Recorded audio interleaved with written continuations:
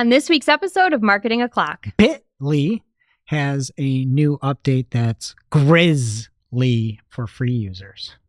Imagen 3 is pretty rad. It can create humans for any ad. cease and desist, and we poke funnel at Google's new feature, which might be a bit of a reach. All on today's show.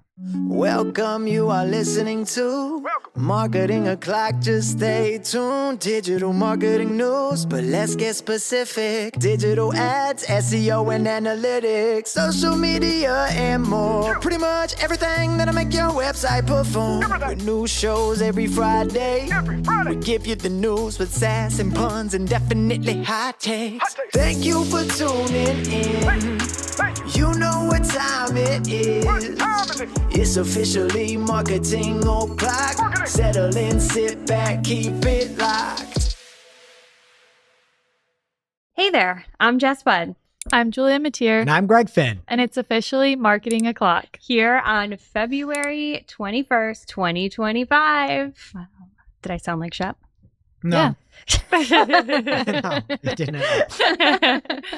Shep is off in Florida this week, so we hope she's having a great time, seeing all the sites, doing the mouse things. It's pretty much just the mouse things. Yeah. Those would be the sites.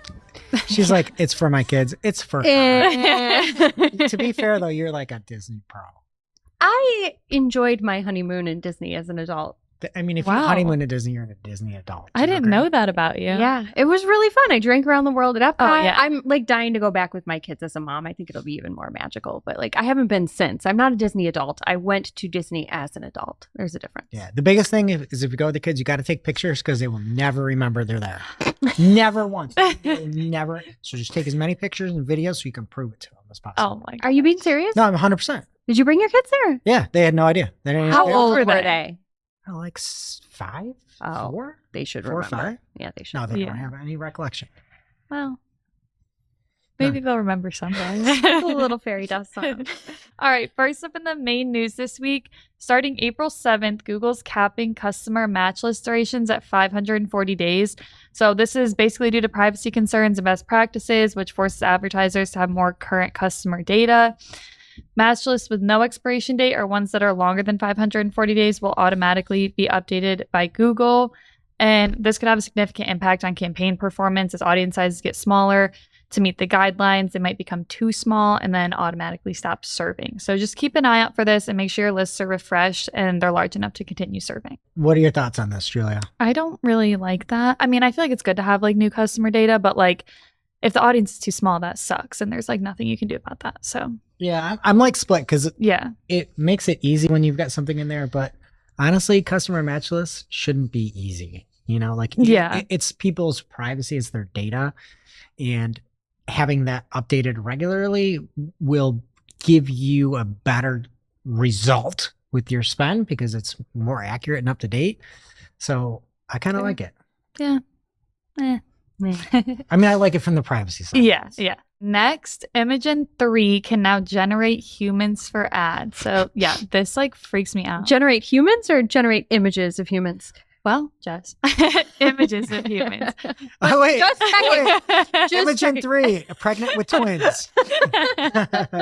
And where is Imagen 3 found? Gemini. But it's so freaky to me, but you can now use text prompts to generate these images of adult people and faces across a bunch of different ad types.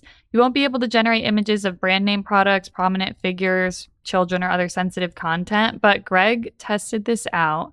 And Well, I did it in just Gemini, to be fair, just to see what the results would look like.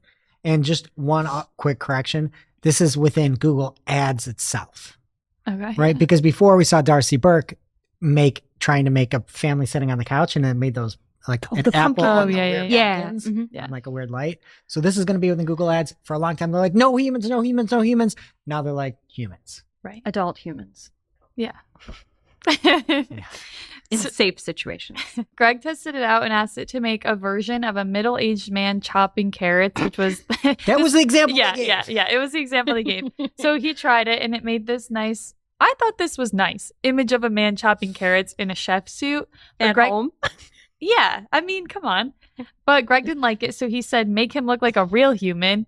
And this next picture, I think, is a lot better. Wow. Looks way more real-ish, but it's also just kind of a. I mean, that's Mel Gibson. I was going to say that. That is 100% Mel Gibson. That's Mel Gibson, like maybe 5 years after that movie, Give Me Back My Son. Wow. You know that one? No. There's a movie, and in the previews, every time that'd be it. Give me back my son! Do you know that movie? I know that quote from you saying it. The carrots look better in the second image too. Fair, they do. Nice. They look more real. Yeah. So it's a pretty good image. I then went and was trying to make it just do a bunch of weird things. So I asked it to create an image of Taylor Swift at the Super Bowl because it said it couldn't do celebrities. And I was like, let's see. It made a picture of Taylor Swift at the Super Bowl performing at the halftime show, but her face is terrifying. And then I tried to get it to make her do other things, and it wouldn't. Like, it was like, we can't do that. So weird. Do you think she'll ever get asked to perform at the Super Bowl? You know, maybe someday. Maybe next year she'll be big enough. Either way, this could be a really great way to generate more lifestyle images for ads. They're also introducing asset audience recommendations to help improve the effectiveness of images by showing themes that resonate with your top audience. And they're introducing a beta for retailers who have campaigns with product feeds but haven't uploaded additional creative assets to compare the impact of adding text, image, and video assets to your campaign, including assets built with generative AI against your control configuration with no assets. So some fun updates. It's a lot. I have another update. There's a new feature in Google's Reach Planner tool. It's called Advanced Plans. And basically it suggests a mix of ad types based on the goals that the advertiser inputs with the recommended allocation of budgets across them. So this was spotted by Brent Neal. It appears to just be in the testing phase. It's not been rolled out wide yet. But from what we can see, it creates specific plans for conversion creation as a goal and conversion capture. Basically, either way, from the screenshot, it just looks like it's recommending including campaign formats to reach users at different funnel stages, regardless of your goals. So if you're trying to drive action, it's like, hey, do some more awareness-based stuff. If you're trying to drive awareness, it's like, maybe you should try and capture some conversion. Basically just improving your mix overall, if it aligns with what you're trying to do. You can still create your own plan too. You don't just have to take these recommendations, but if nothing else, I guess it's thought-provoking. You should have a good mix of campaign types to try and reach folks, but I don't know if you want to let Google do it for you. All right, so I don't get this at all. I told Barry I was going to do 10 minutes on this. I don't have a full 10 minutes. I am so confused. If you look at this article, I don't even know what demand gen is anymore. So I thought that we're seeing, like, when people go to set up a video campaign, they're kicked over to demand gen. That's something we reported on. We saw the announcement that for demand gen, you're going to be able to choose where you want to be within YouTube, if you want to be in stream, if you want to be shorts, or just YouTube original. I don't get why now demand gen is a slice of things unless the other video campaigns are not going to be technically in demand gen at all. Does that make sense? Because demand gen is going to have YouTube. Mm-hmm. And then, so are we really here saying that we could be 65% video reach, 20% video view, 15% demand gen, but that's just basically the new version of VACs, essentially, video action campaigns. So I just don't understand where demand, it's one of these things where it's just going to be hard to explain anything with this. Mm-hmm. You go to set up a video campaign, you're in demand gen. And then it's like, oh, your mix should be video reach, demand gen, which is video. I just like, I don't understand how they're doing this. I can't comprehend. And to me, this is like selfish. It's all how you can train this to somebody, because we have to explain things to our clients all the time. We have to explain things to new hires. And just one of these things where I don't know how I'm ever going to explain this. Yeah. Maybe you won't have to. I mean, it's for Reach Planner. So you got to be in there. You know what I mean? Like, I don't know how much. I like to do these things myself. It's nice to know it's there, but yeah, that's all about video anyway in Reach Planner. So it's just a video piece of demand gen. I get it though. It's confusing. It's confusing. And then the other thing too, the one is called action. I'm sorry. If we're going towards action, wouldn't you put it all towards demand gen? This is that, and the graphic is very confusing because it says action, but then it's like upper funnel. It's a very confusing graphic. Right. The awareness is pointing at the top of the funnel, and then the action is like pointing off. It's so confusing. Yeah, it's so confusing, Julie. Don't you laugh at me. But the awareness is then conversion. Yeah, I don't know. Doesn't make sense. It doesn't. You really have to read it and study it, and it's not even going to matter to you. Yep. You could just make your own custom configuration. Just think about the fact that there are multiple types of campaigns available to you. Think about how you would like to use them. Use your brain to do the math on percentages and just ignore this whole thing. All right. Because this really only even touches video. There's so much more. All right. And that was probably 10 minutes on it. Next up in the news, the main news this week, if you're a Bitley user, a lot of people out there might use Bitley. People use it because you can have analytics across all social platforms and get it into one spot. If you are using Bitley, the free version, I've got bad news for you because there will now be interstitial ads for those shortened URLs. Unlocking a new revenue stream for Bitley, according to John Henshaw over at Coywolf. We got an email as well about the privacy policy being updated. The good news is in the email to us, Bitley said, as a free, I think we have a paid account. I don't know. I have a personal one that's not paid, so I'm assuming that's where I got this from. It says, as a free Bitley user, you can remove the preview page experience from your links and QR codes at any time by selecting a paid Bitley plan. That would make it not a free Bitley user, right? I think so. But John Henshaw had a good look over at coywolf.news, what the Bitley interstitial ad looks like, a bunch of examples. I would say it is pretty aggressive. Yeah, I don't like it. No, I would definitely not recommend using Bitley free anymore. It's paid or something else. Wow. And if you are one of those people out there thinking like, hey, what can I use? I would actually read this article from John Henshaw. He's got a bunch of different things as to how it's going to interact, like how it's technically going to redirect folks. And then he's got his best free alternatives to Bitley, mainly URLs. And that's spelled YOURLS. So, Wow. Like yours. Cute. yeah. Well, URLs, yeah. Yeah. So, yeah. URLs. So check that out, and it's definitely something to know if you are using Bitley links. I know people do it for like some promoted posts that aren't like super addy. A lot of social stuff, you're probably going to have to change or upgrade. Yeah. And really, before you just say, it's fine, please look at this preview Yeah. of what this looks like, because ain't nobody making it to your destination. They're going to click accidental downloads, which are really just ads. It's going to be bad. And now for this week's Cool tool. As a reminder, our Cool Tool segment is not an official endorsement or paid mention. We're simply sharing something we found in our travels that may be of use to our listeners and is really, really cool. This week's Cool Tool deserves some snaps. It's startup rankings from Gaps. Julia asked me earlier if I wanted to do the Cool Tool, and I was like, of course. And she's like, you're better at it because you do the rhymes. And I was like, I don't know if that's any better. Makes it more fun. It's a thing. I don't know if it's better.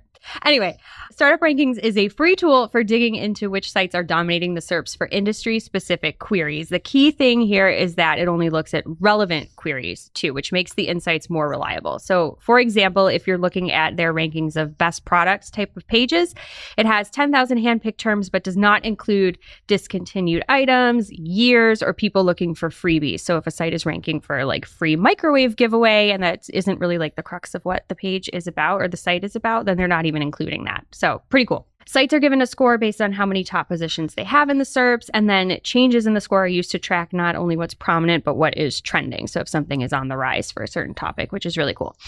It is new and more data is still being collected. Industries are being added. So Glenn Alsop, who is Gap's founder, has been really active on LinkedIn, basically talking about what is still to come. So if you don't see your vertical in there, please check back because this thing is growing. As always, we'll have a link in our newsletter as well as on Discord. So pick your poison and check it out.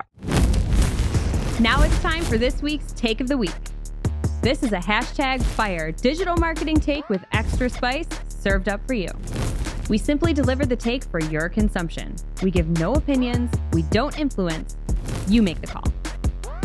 This week's Take of the Week comes from @GrowthZax on Twitter X, Zach Miller. Zach says, I'm going to read the whole thing because I think you have to have it all. Yeah. You want to read it? You want to read the whole thing? Go ahead. Okay. Google's biggest threat isn't another search engine. Once you see it, you can't unsee it. The biggest threat to Google by far is Google. The better a search engine becomes at answering questions, the less ad revenue it generates.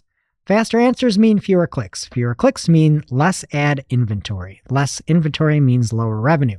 Look what's happening already. CPCs are being manually inflated. Brand bidding has become mandatory, not optional. The path to answers is deliberately slower, forcing users through more pages and more ads. In the meantime, you can pop open Perplexity and get actual answers relatively fast.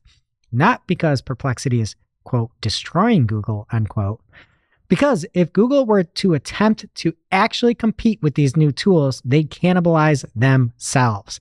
Relying on traditional search platforms gets riskier by the day, and search marketing, already a maze, becomes even more complex as users bounce between traditional and AI search experiences. I don't know if ChatGPT wrote that. Do you think AI wrote that? No. You don't think so? I could kind of see maybe there was a little help. Maybe a little help, but definitely didn't write it. I was like, debatable. I'm like, Zach, let us know. I think it's original, but it's true. Yeah, 100%. It's true. Now it's time for this week's Pew Pew Lightning Round. At this point in the show, we split up our content into 3 parts: paid, organic, and social.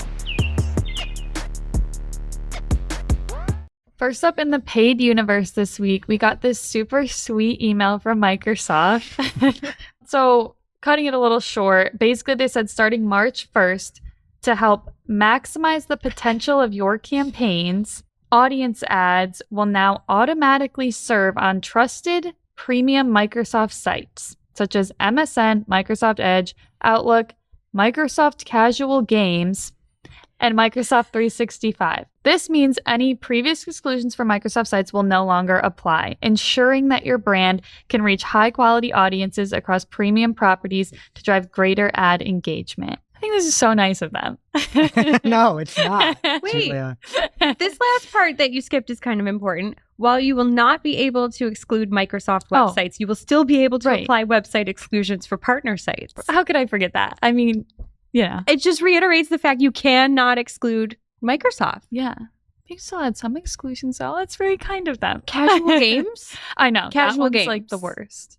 What even is it? I don't want a casual. I want an aggressive game. I looked it Solitaire up casual earlier. game? Yeah, it is. I was on there earlier looking. Is that what it Solitaire. is? Yeah. Did you see any It's like all relevant those ads? basic games. I did not. Yeah. Who has time for casual games? I'm all about casual games. This is Oh, how I I forgot. close my eyes at night. I forgot. How many? What's your Candy Crush streak? Oh, shoot, I don't have it. But I'm still like playing it daily. Wow. Estimation of how many days in a row you've played Candy Crush. How many days are in a year? 365 times 10? No. You haven't done it for 10. I'm sure I've broken a streak. I'll let you know what level I'm on. I'll grab a screenshot. It's like 3,000 something. Wow. That's unbelievable. That is commitment. I've never you. been that dedicated to anything in my life. I stopped spending money on it years ago, but I still play the heck out of it. I have a question. Yeah. What are your thoughts if your phone is down here right in front of you and you go to delete the app? What am I going to do at night? What feelings do you have? Terror. Terror. I cannot delete Candy Crush. I'm not going to delete Candy Crush. I'm not telling you to. I just wanted to know what your thought process would be when you're hovering. I would be sitting there like there are so many other apps that I could be deleting right now, like the weather or like the thing that tracks my Now heart we're rate in or my Gmail or like anything. Yeah. My heart is going to continue to beat whether that app is there or not. But you take away Candy Crush, and my life might is not. gone. Yeah. Okay. You Wow. asked. How much would it cost to delete the app? If somebody came up and said, Jess, you're never allowed to play Candy Crush again if I give you $1,000. Ooh. I don't think that's enough. I think $5,000 would get me to consider it. Consider Oh. a little negotiation. Hey, Julia, you got Candy Crush on your phone. You get $5 to delete it. Happily, yeah. Okay, next up in paid from Anthony Higman. He noticed that Google removed the minimum budget required for LSAs, so this might be a bug, but check it out if you're running LSAs. And in this screenshot, he literally set the budget to $1 for the average weekly budget, and it worked. So it's a fun little note there. I thought I know how many leads he got. Well, actually, he's got that free strategy that he gave away over at Brighton SEO. Okay, next up, Google Ads releases PMAX usefulness indicator. I love that.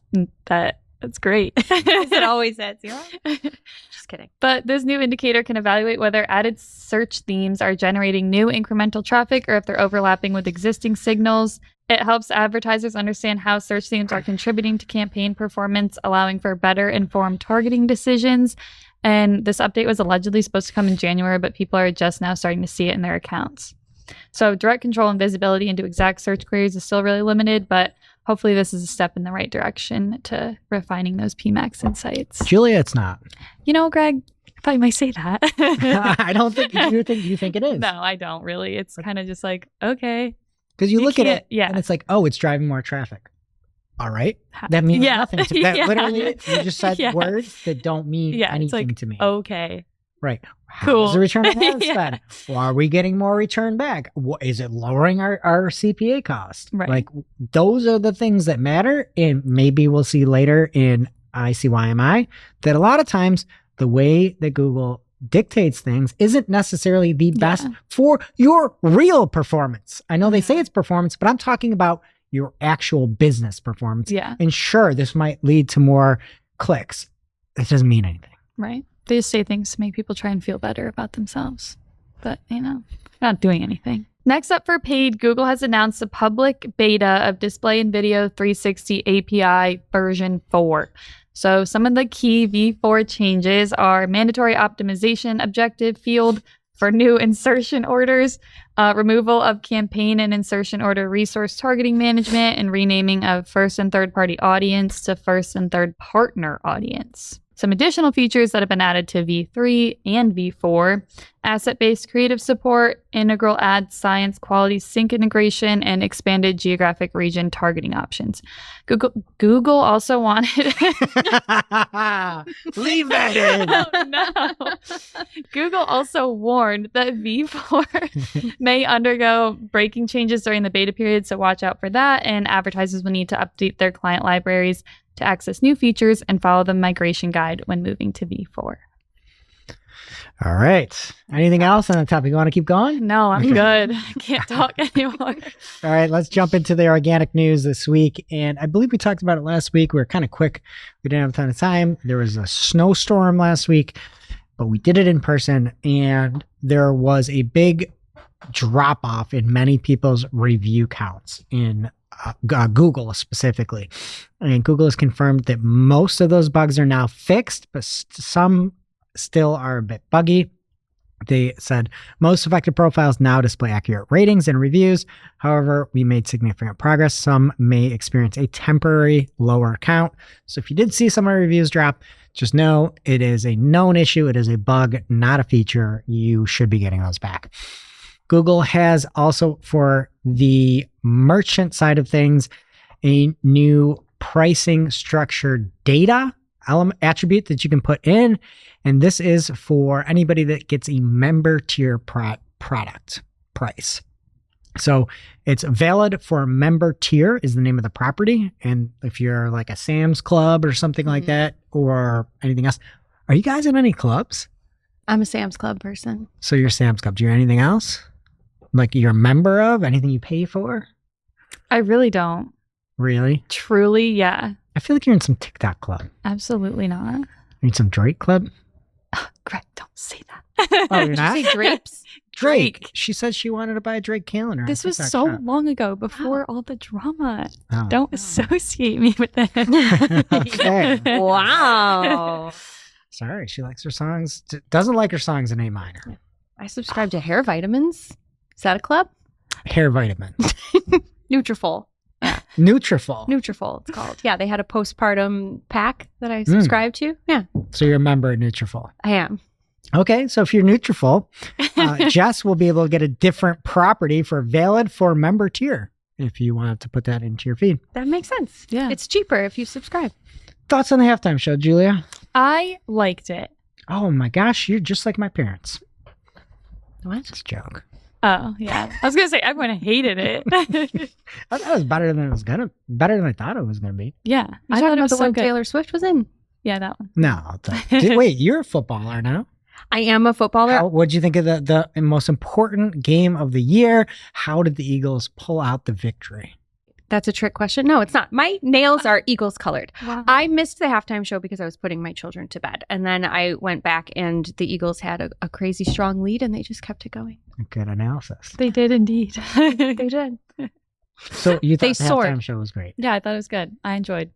It could have been way better. He could have been a little, but it was good. More entertaining. It's just too yappity. It reminds me of like a chihuahua. It's like, bop, bop, bop. Surprise, it's your boy Chuck E. Cheese. Boogers on my chain. Pickable. I just put the boogers in my chain. Boogers on my chain? Yeah, peekaboo, peekaboo. Pickable. So they're You not sound mine. like You sound like every an adult old I've talked person. to about this. Yeah. Guess what? Not- I'm an old person, Julia. I'm sorry. I'm sorry. Not that I'm not an adult, but It's just like I get it. Boogers on a chain. Fine. Okay. Fine. I don't think That's- you said that once. I just put the boogers in my chain. Boogers in my chain. Boogers in my chain. All right. And I think I forgot to include this last week. Did I talk about Rumble? Yeah. I You did did. talk about Rumble? Yes. Okay. The 1%. Yeah, okay. Yeah. So never mind. I thought I forgot about that. But just to piggyback off of that, I've talked to a bunch of YouTube creators. Glenn Gabe was inquiring about like percentages. I think there is no chance it is actually 1% coming from search for 90% of the creators. I think a lot of creators do get their traffic from Google search. I think it's really those elite level YouTubers like Mr. Beast and things like that that probably get 0.05% from search. All those people are going to YouTube. So when you look at your stats and you're like, there's no way this is right. I think that percentage of people getting traffic from Google search that are smaller YouTubers, that percentage is high. That's I think when you look at these big YouTubers like Dude Perfect, I know you're a big fan, right? Who's your favorite dude? Yeah. I've You're a Cody guy. not a thought. I am. I hate to say that. Wait, you know Dude Oh Perfect? no, I was talking about. Never mind. No, who are you talking? What Cody are you Cody talking about? Co. Who? Cody Co. I shouldn't talk about him either. I'm being associated with a lot of bad things today. I feel like an adult that I don't know what you're talking about. But I'm assuming a lot of the bigger YouTubers, their percentages are low, and we see that they make up the majority of views. So I could see that making sense, even though I don't see it in our metrics. All right, YouTube citations and Google AI overviews surged 25%. Google AI overviews, according to BrightEdge, more often cite YouTube for instructional content, visual demonstrations, verification examples, and current events. You can see a chart that Danny at Search Engine Land, but you can see this chart from BrightEdge and the citations from itself and YouTube are going up. Something going down, according to Zach Notes, is potentially AI generated images in image search. Zach has an animal mashup app, and it would basically create animals on the fly, and you could see its traffic going, and then there's a look at the image traffic as well. And we can see that right about the end of January, beginning of February, there was a giant drop off in image search, but web was unaffected. So just a note, if you're out there and your idea is using AI tools to create images, there could potentially be some blowback on that, although we can't confirm or deny. It's more like a correlation than causation at this point. Okay, another correlation, or I guess something that not everybody can see, is something that Joy Hawkins has seen with a drop in your organic listings for some local businesses when they are shown in the local pack. There's a big video on this. Joy's very mad in this video. If you look at the screenshot, and She looks pained. She's upset. she's very upset about it. She's I would be upset. upset too if I was a local person. I would also be very just unhappy generally. I'm not a local guy. If I'm doing LSAs and I'm doing local pets, no, I couldn't do it. Joy said it's very hard to replicate. I know Glenn Gabe was trying to replicate it. He couldn't see it. Barry is trying to replicate it. He didn't see it. But when you show up in the local pack, there's some examples of your organic listing going away. Oh. So they're calling it the diversity update. So like watch out, Doge is coming for you, if you know what I mean.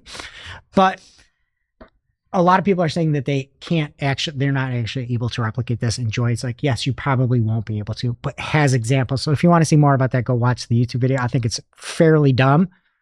If you earned an organic listing for something, just because you show for a local listing doesn't mean, I don't understand why you shouldn't have both. Yeah. If you earn both, you should have both. They're two different things. They're very different things. Some people just skip right over the map. Yeah. They don't want to see it. They want a website. They're not clicking. And from Anthony Higman over on Search Engine Roundtable, there is something new in Google. He was doing a search for Eagles Parade. Oh, my people. Yes. And he had a nice little, like a bus shelter ad. And instead of EAGLES, the chant, you know the chant. I'm familiar, yes. He did Me too. LEGALS, Oh, ALS. Legals. Wow. Yeah. That's brilliant. great. He put us up in Times Square again, marketing a class. Yeah. I'll get to the news in a second. This is the more best thing important. that's ever happened to me. Julia's face right there in Times Square above the NASDAQ. My face is there too, shoved. And Jess, you're cut off. That's fine. There's a big hole in my face, as there should be. What do you think? No, like literally the best thing that's ever happened to me. It's my personality now. I'll never shut up about it. Okay. It's funny too because like for you guys, like this happened last year, so like you guys are like, oh cool. But like when I saw you post that, I was like, my life has changed. You're like front and center. You're like looking Yeah. right down the avenue, I know. Julia. Wow. I'm Julia. Yeah. Yeah. I used to work in Times Square, and I like to think that some of my old coworkers might walk by that every day and see Oh yeah, me and they're and like, oh my god, that's probably not. just They're what? probably like, oh, I don't know that person. I looked very different 12 years ago. Okay, anyway, so Anthony Higman was looking, he did a search for Eagles Parade. And he saw something called Find Results Based on Images You Viewed. It looks like it's a new feature in search. And then you can click and see more like these based off of what you viewed. My take on this is like, I only use Google image search for like weird stuff. Yeah. Yeah. I'm saying, You I'm don't saying want that it's new. I'm like, I like maybe once every couple months I look at Bat Boy. Oh. Because you know Bat Boy? No. Google Bat Boy. Googling Bat Why? Boy. Because I was fascinated as a kid, sitting sitting in like the checkout lines going to buy groceries in the National Enquirer. I always had like Bat Boy. I like the motorcycle twins from the Guinness Book of World Records. I could probably look at that once, maybe twice a year. You know the motorcycle twins? No. But like those would be like the thing. Like I don't want searches based on these things. And then I also look up like or like the poop lady or something. It's like when I need not like a like weird that. meme or something. Yeah. Like that's Yeah. what I look up. But like I don't want searches based off my image search Yeah. history. I couldn't think of anything worse. Yeah, that's You couldn't- terrible. Just when you thought Google couldn't make worse search results, that would be it. Yeah. That's What do you fair. guys search for Google images? You know. I don't know. I don't know. Mostly like, my health concerns. You do not want- Yeah, what's wrong with my neck? I do a lot of like, what did this celebrity look like when they were young? Oh yeah. That's a lot of the fair. searches I'm up to. The other thing I do, because Julia thinks I'm so old, because I am, I always am like, who is this person? Oh yeah, I do that I too. mean, it's Yeah. like, we got Olivia Rodrigo. Who is this Yeah. person? Next up, we've got a post from Mark Williams Cook from the Search with Candor podcast. Also, his co-host, Jack Chambers Ward, is our official UK correspondent now. Oh, we have one? Yes. We're so worldly. Yes. So whenever we have UK news, we're going to go to him and check out their podcast. But Mark had talked about the fact where there's an unsolicited SEO tip that when you're looking at Search Console data, Google immediately hides a large percentage of clicks for privacy, which are not included in the totals. This could be an ICYMI, but I feel like it's newsy enough because nobody ever really talks about this. And an example he has, there was almost 150,000 total clicks. And when you filter to just the brand, he had under 40,000. And then when he excluded the brand, it was 30,000. So he was missing 77,000 clicks. So if you do that filtering, just know there might be things that are excluded. You're going to have to actually take a look and analyze it for yourself. Don't just take it as the Bible. And that is it in Organic What's Happening in Social Blood. First up in social this week, I have a Hickman. Amen. He shared an article from USA Today that says Reddit CEO Steve Huffman confirms paywall plans. And Anthony's comment was, LOL, LOL, good riddance, Reddit. He also said, let's see how long Google keeps surfacing Reddit when they put everything behind a paywall. Valid concerns, but I don't know, reading deeper into this, because apparently current subreddits won't be affected. The paywall is meant to be a play towards having more exclusive content. So anything that's already there is like ungated. According to TechSpot, the paid for content would only apply to certain new subreddit types. There's a very common theme in everyone that is talking about it, including on Reddit's own post. Any guesses what people think this is going to be used for? Nope. I would guess it's probably going to use for very sensitive data, maybe AI. Sure. That's it? No. Well, we don't know what it would. People think. What are you alluding to? Oh, yeah. Bleep that, Taylor. This is a family-friendly show. This was a recent Google image search that I did. I searched for on a calculator. Bleep that too. And the first two results were from Reddit, so that's perfect. I just gotta say, I don't see any issue with this whatsoever. I don't think it's gonna impact anything. I think if anything, it could be like an alternative for Discord or like a paid Slack channel. If you're like, hey, I'm going to set up a marketing clock subreddit and it's paid only and we'll give away all the secrets and it's $5 a month or something, it makes a ton of sense to me.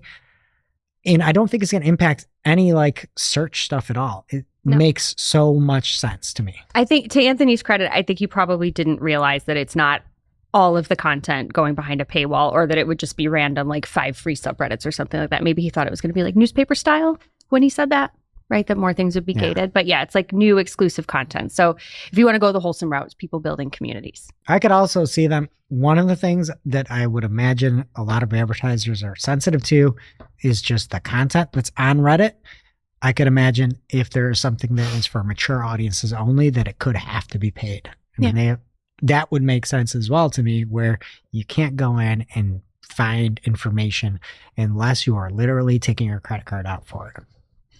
I don't think it'll happen, but that's what I would do. And then I don't have a prawn problem. Next up, this is from the desk of Greg Finn. Oh. He got an email. Hi, Gregory. I didn't know that was your name. We're reaching out to share an important update to help you stay connected. We are adding @global.metamail.com as an email domain for Meta Pro Team and Marketing Communications. You'll also receive emails from our current domain, support.facebook.com. Save both domains to your safe senders list, yada, yada, yada. That first one looks so spammy. Why would they choose that? No, like global.meta. Yeah. Like, that just doesn't seem real. So I'm glad that they're telling us this, but like, come on. Keeping it meta here from Adam Masseri. They are testing essentially a downvote button on comments on Instagram. And he said he wants to be clear, this is a test. There is no dislike count, nor will anyone know if you tap the button. But eventually we may integrate this signal into comments ranking to move dislike comments lower down. So FYI, if you see that, it is a test. And FYI for folks that are live streaming on Facebook beginning February 19th, which is today, our recording day. New live broadcasts can be replayed, downloaded, or shared from Facebook pages or profiles for only 30 days. After that, they will be automatically removed. Live videos that are currently already older than 30 days will be removed from Facebook as well. You'll be notified via email and in the app, and you'll have 3 months to download that content before it's gone. And just to help facilitate this, Meta has launched new tools to make downloading your previous live content easier. So go get it if you need it. What do you think about doing the show live again? We used to do it live. It was I was so sweaty. No, right? I would be so panicked. So you'd be kind of in, or out? Kind of in. Mostly out. Mostly out. What if we did like a one-off live show? Little Q&A. Just do it once live. Jam Make it live. an exclusive event. Put it behind a paywall or something. Okay, have your cat. What's your cat's name again? Furio. Furio. How's he doing? He's great. He waved at me yesterday. He Oh, jumped yeah. at my screen. Yeah. I was at a meeting with Greg and he was like jumping back and forth across, and I was like, He's very engaged. Have you heard him whine? He like sounds like a little baby. It's real cute. he does. I think he It's got a bad ridiculous. one. No, he's Oh, no, he's so I think good. he got a bad one. I see what you did there. Okay. We won't do it live yet, but maybe. Okay, next up. Fun. All right. Another FYI, be careful what you are sending in your DMs. Users of Meta's apps are reporting seeing a message pop up that basically says that you can summarize your unread chats, photos, and more with Meta AI. And to use these features, anyone in chats can now share messages and photos from chat with Meta AI. So they have warned you to keep your passwords and financial information to yourselves, essentially. Wow. So my girlfriend has a cat. I love it. It's the nicest cat. I'm not a cat person. I'm No. a dog guy. I love every dog. This cat is amazing. Wow. What's its name? Scout. Scout. That's my cat's name. That's cute. That's No, good it's cat not. name. Yeah, it is. I have Bandit and Scout. Why do you have No, it's not. Why do I have Bandit? Yeah. He's fat. I love him. Why is the name Bandit? I don't know. I just liked it when he Why was is the name Scout? same reason. Oh. She's a Girl Scout. I don't know. Yeah. You name him before you know anything about him. Why is your cat named Scout? I don't have a cat. What? Your girlfriend's cat. It's about some book I should know. Oh, With Kill a Mockingbird? yeah. yeah. I We could- both yeah, had it. I couldn't think of like a single other word in the book. I was like, yeah. But it's like the If I was girl's name, smart, it was a- right? It's a girl cat. Yeah. Speaking of AI, X's Grok 3 has launched. It is apparently superior to its competition in math, science, coding, and according to the XAI team, general reasoning. Look out for that. The new version of the chatbot has a feature called Deep Search that will give more in-depth answers to queries. And while not live yet, there will be voice mode. So Grok can speak its responses to you and you can Grok back. So that'll be cool. All right. Last up here, did y'all see that TikTok is back in the app stores? Yes, I did. Yeah, it was a nice little V-Day treat for folks that love the app. This happened late last week. Apparently, Apple and Google both received letters from the Justice Department that essentially cleared them, said you can put it back in the store. There will be no fines. So that's the TikTok news this week. And that brings us to our real life segment, straight out of our accounts and into your ear holes. It's time for Working Hard or Hardly Working, where we talk about what's going on in our IRL work, good, bad, or otherwise.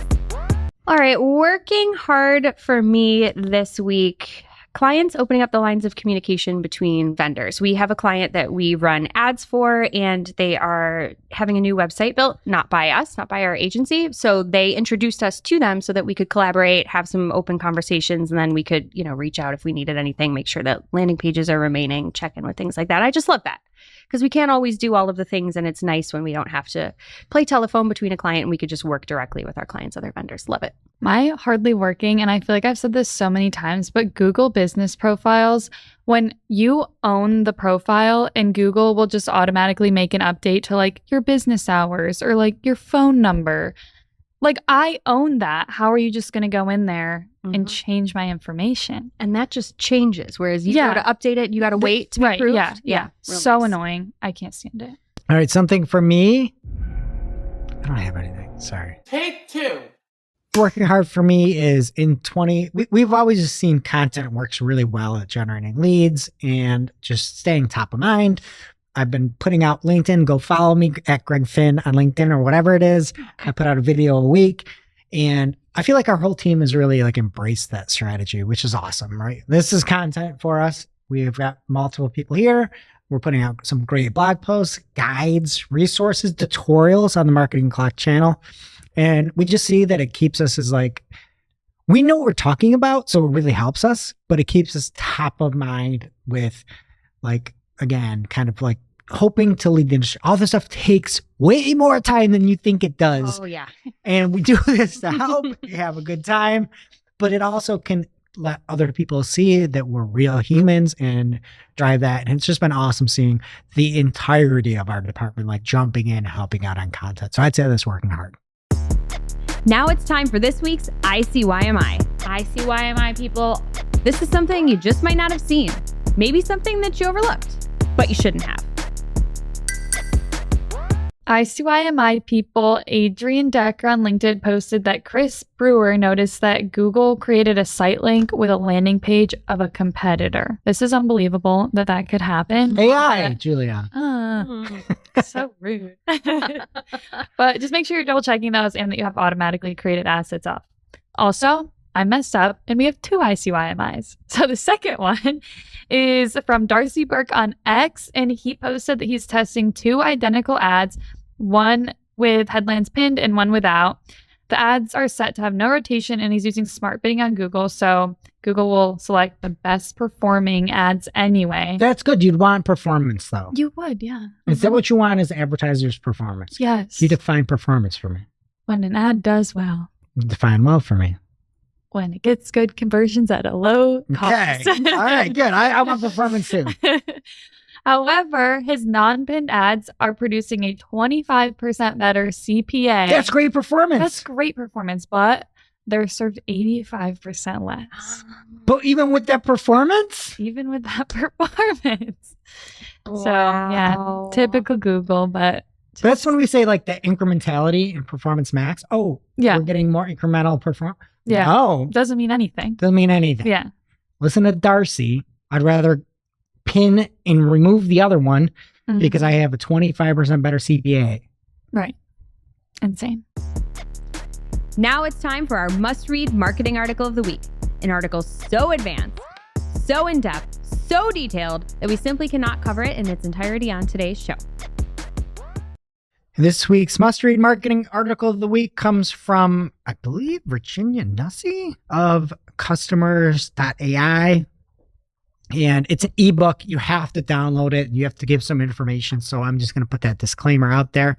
But it is called the 2025 Email Marketing Hot Takes. What's in, what's out, and what's next. And this is like about 50 pages worth of email strategy. They've got people like Andy Crestodonia, Casey Gillette, Monica Wright, a bunch of great stuff. I mean, where Casey Gillette stands here.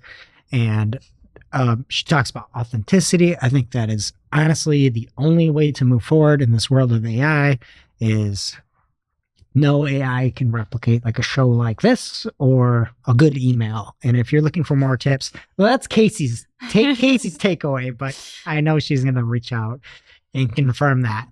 But a great look if you're in email marketing or that's part of your job or you're looking to download and give it to your team, help them get better. Check it out, customers.ai. Thank you. We'll just say Virginia did this. Thank you, Virginia. And now on to our playlist of curated songs you can work to, which you can find over at playlist.marketingoclock.com. Julia, what you putting on there this week? I'm going with Baggage by Kelsey Ballerini. She took my pick. Yeah, I need to do a quick search to see who that is. What do you got, Greg? I'm going to go with Is It Just Me by Mike Posner. I might have put this in. I looked back. I didn't see it, but new album coming this week. Oh, congrats to you. I'm going with Just Drop Dead by Limp Bizkit. And that does it for today's show. It is now officially not Marketing the Clock. Thanks for listening. We miss you already. Can't wait to see you next week. Thanks for listening to Marketing O'Clock. If you're looking for more information on today's topics, head over to marketingoclock.com/newsletter to receive every single article we covered. We share the news as it breaks in our Discord community. Head over to community.marketingoclock.com to join.